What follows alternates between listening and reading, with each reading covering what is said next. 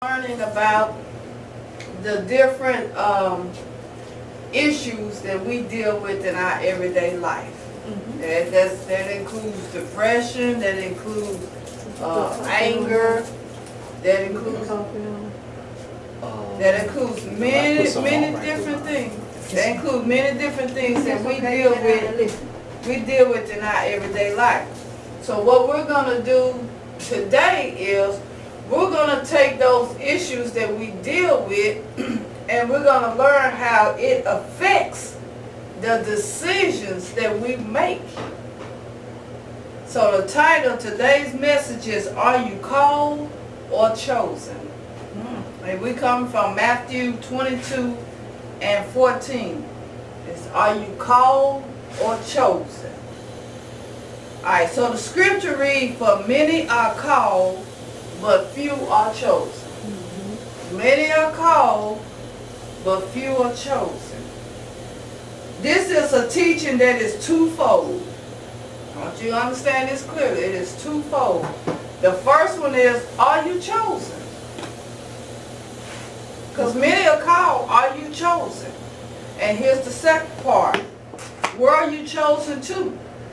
What fivefold ministerial office are you chosen to? So I know you probably wonder, well, what's that got to do with dealing with everyday issues?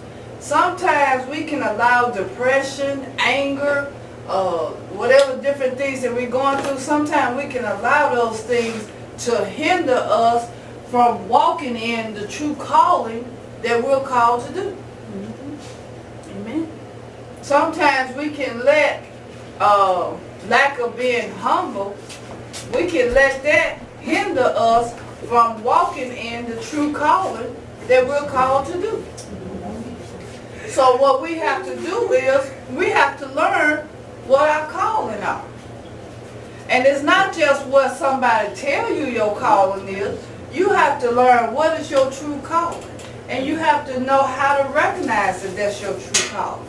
So let's look at, for many are called, but few are chosen. In order to understand whether you are just called or called and chosen, let's get an understanding through learning what this verse means. So let's start first. I'm going to give you a few definitions here. And if I'm going too fast, y'all stop me. Okay, it started out, it says, for many are called. Well, let's break down for many are called. The word for is defined as used to show preparation or purpose. It's to show preparation or purpose. So when you see the word for, that means you're being prepared for something. See, a lot of people want the office, but they don't want to be prepared for the office. And so they get into what we call procrastination, or they get into laziness, or they get into high exaltation because they don't want. Like, okay, for instance, you may be called to be a teacher. And you be like, no, that ain't as important as being an apostle. So you get into what is called high exaltation. You want to exalt yourself. And you don't know that if God called you to be a teacher, that's a greater purpose as to why you're being called to be a teacher. Okay, so the word for shows us that we're being prepared to do something, or there's a purpose to what we're about to hear. Okay, then the word many is defined as consisting of a large number. You already got this, teacher, in your book. Okay. It's defined as consisting of a large number, many. So that means that whatever's being prepared, it deals with a large mass of people. Okay, then the next word is called. And called is defined as shout, summons, demand, or name. So when you're being called, that means that somebody is requiring you of something. Okay? Everybody understand so far? You're going through a preparation. It's many of you going through this preparation. And you're being summoned by somebody. Now we ain't even got to who this person is yet, but you're being summoned by somebody. Okay, the word but is defined as rather or other than. So in other words, it says for many are called, but. So that letting you know that even though many is called for whatever this assignment is, there's a but in there. That means not everybody that's being called is going to be doing something. That's what that word but is means, rather or other than. The word few is defined as some but not many.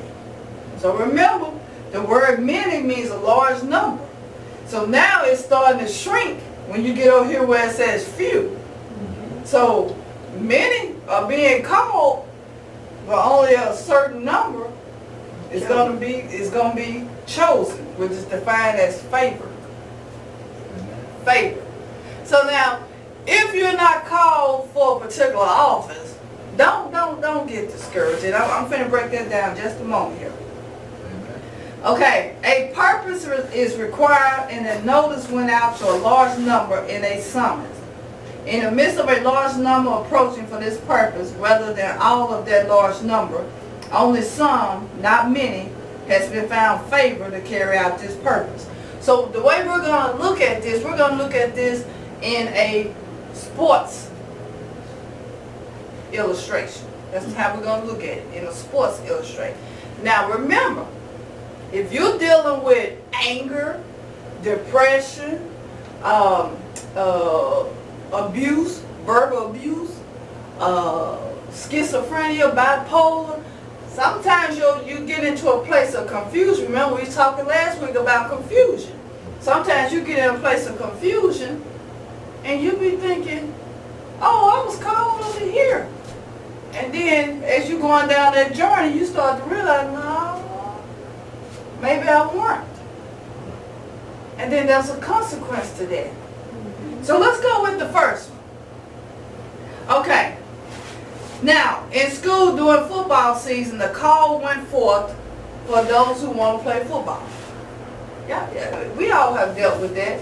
They'll put a notice out, they'll say, we're finna have football tryout.